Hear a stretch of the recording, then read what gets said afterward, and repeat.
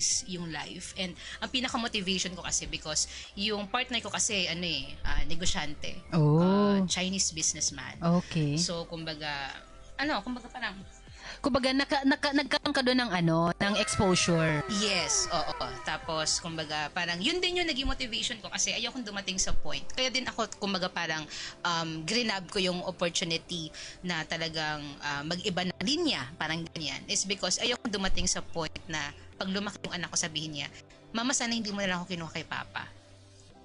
Na gano'n, na parang, kasi, kumbaga, parang nasa kama na siya that time eh. Oo.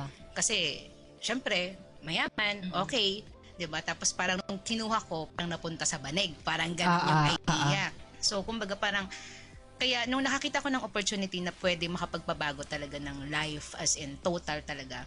Sabi ko, ayokong dumating talaga sa part na sabihan, sumbatan ako ng anak ko, sana kay Papa na lang ako,